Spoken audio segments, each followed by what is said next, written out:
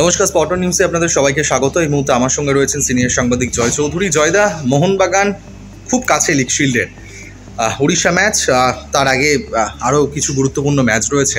তোমার পরিসংখ্যান কি বলছে, কবে লিগ শিল্ড চ্যাম্পিয়ন হতে পারে মোহনবাগান? 23 তারিখের ম্যাচ পর্যন্ত কি আদৌ অপেক্ষা করতে হবে মোহনবাগানকে? দেখুন, খুব ইন্টারেস্টিং জায়গায় রয়েছে লিগ শিল্ড। পরপর দুবার ব্যাক টু ব্যাক কোনো দল জেতেনি। মোহনবাগান সুপার জায়ান্ট সেটা জেতাটা অনেকটাই নিশ্চিত। ডিপেন্ড করছে কবে মোহনবাগান সুপার জায়ান্ট এই লিগ শিল্ড পাবে। শনিবারও পেতে পারে, রবিবার ঘরের মাঠে উড়িষ্যাকে হারিয়েও পেতে পারে। কেন বলছি শনিবারও পেতে পারে? শনিবার পেতে পারে এই কারণে, গোয়ায় সেদিনকে ঘরের মাঠে কেরলের বিরুদ্ধে খেলা আছে। মারগাঁও স্টেডিয়ামে কোনোভাবে মানালোর দল যদি পয়েন্ট নষ্ট করে তবে তাদের পক্ষে আর মোহনবাগানকে ছোঁয়া সম্ভব হবে না। তাদের পয়েন্ট এই মুহূর্তে আছে 39। 20 খেলে তারা এই পয়েন্ট পেয়েছে। তাদের হাতে 12 পয়েন্ট আছে। 12 পয়েন্ট পেতে গেলে তারা 51 শেষ করতে পারে। মোহনবাগান 49-এ দাঁড়িয়ে আছে।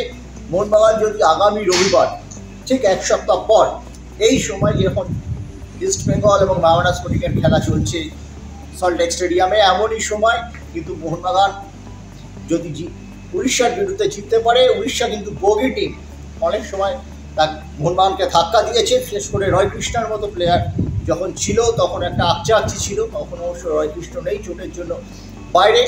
এবং আমাদের নজর রাখতে হবে উড়িষ্যার কোচের দিকে। লোবরও কিন্তু বেশ ভালো কোচ। মোহনবাগানকে তারা বেগ দিতেই পারে। মোহনবাগানের বেশ কিছু চোট আঘাত রয়েছে। অনিরুদ্ধ দাপা সেই ম্যাচে ফিরবেন কিনা নিশ্চিত নয়। এছাড়া রয়েছেন আমাদের চোটের তালিকায় অনিরুদ্ধ ছাড়াও মনবীর সিং রয়েছেন। মনবীর নতুন চোট পেয়েছেন। মনবীরের চোট স্ক্যান হবে। মনবীররা ফিরেছেন, সোমবার তার স্ক্যান হবে, তারপর বোঝা যাবে মনবীরকে কতদিনের জন্য মাঠের বাইরে থাকতে হবে। তবে চোটগ্রস্ত খেলোয়াড়কে খুব একটা খেলার না বলি না। মনবীর যদি না খেলেন সেক্ষেত্রে ওই জায়গাটায় খেলানোর জন্য আশিস রায় রয়েছেন। হয়তো আশিস রায় ডান দিকে থেকে শুরু করবেন, হয়তো দীপেন্দু বিশ্বাস তার জায়গায় আশিস রায়ের জায়গায় খেলবেন, এরকম অপশান আছে। মোহনবাগানে কে আছে কে নেই সেটা বড় ফ্যাক্টর নয়, প্রাক্তন বিশেষজ্ঞরা বলছেন। কিন্তু মনবীর সিং একটা বড় ফ্যাক্টর। লিস্টন এবং মনবীরের জুটি মাঠে না থাকাটা একটা বড় ফ্যাক্টর হবে মাঠে। যদি মনবীর খেলতে না পারেন তার সময় আসবে না, আমরা সেটা শুক্রবার নাগাদ জানাতে পারব। মনবীর কতটা কী হলো, তার চোটের গভীরতা কী, আগে স্ক্যান রিপোর্ট আসুক, তারপর তাকে রিহাবে থাকবেন, তারপর তিনি মূল দলের সাথে প্র্যাকটিস করবেন। এরকম পরপর কতগুলো স্টেজ আছে। মলিনা খুব মেপে চলেন, তবে স্টুয়ার্ট ফিরছেন সেটাও একটা বড় কথা। ম্যাকলারেন দুর্দান্ত ছন্দে আছেন। এবার যেটা কথা হচ্ছে যে এই ম্যাচটা ঘিরে সদস্য সমর্থকদের মধ্যে প্রচণ্ড উৎসাহ উদ্দীপনার সৃষ্টি হয়েছে।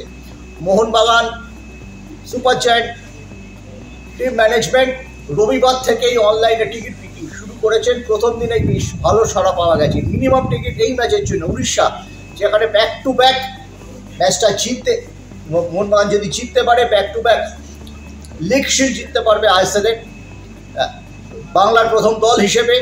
এবং মুম্বাই সিটি ছাড়া যার কোনো এই রেকর্ড নেই, দ্বিতীয় দল হিসেবে দেশে।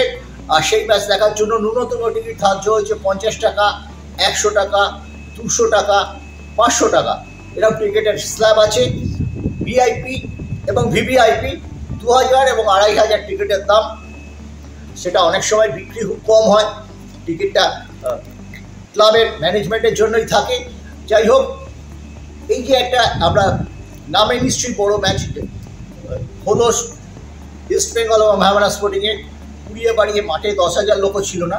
কিন্তু এই রোববার যে চিত্রটা দেখা গেছে তার ঠিক উল্টো চিত্র আগামী রবিবার দেখা যেতেই পারে।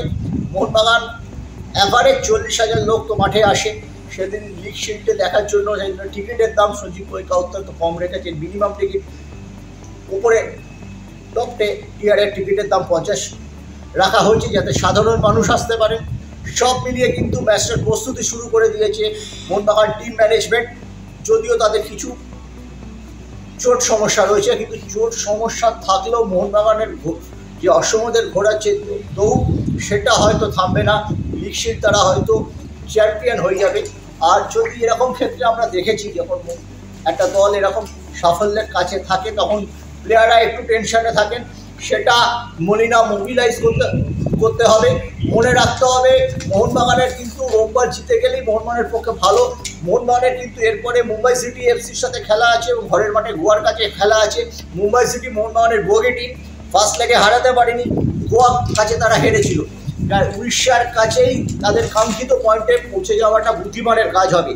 অন্যদিকে গোয়ার যে নিকটতম প্রতিদ্বন্দ্বী গোয়া, তাদের কাছে কিন্তু একটু লুজ ম্যাচ বেশি আছে। কেরল, পাঞ্জাব, মেহমাটান স্পোর্টিং, তাদের সাথে খেলতে হবে। শেষ ম্যাচটা অবশ্য মোহনবাগানের সাথে খেলতে হবে, কিন্তু তার আগেই লিগ শিল্ডের নির্ধারণ হয়ে যাবে বলে আমাদের ধারণা। জয়দা, অসংখ্য ধন্যবাদ এই গুরুত্বপূর্ণ আপডেটটা যারা আমাদের দর্শক রয়েছে তাদের সঙ্গে শেয়ার করে নেওয়ার জন্য।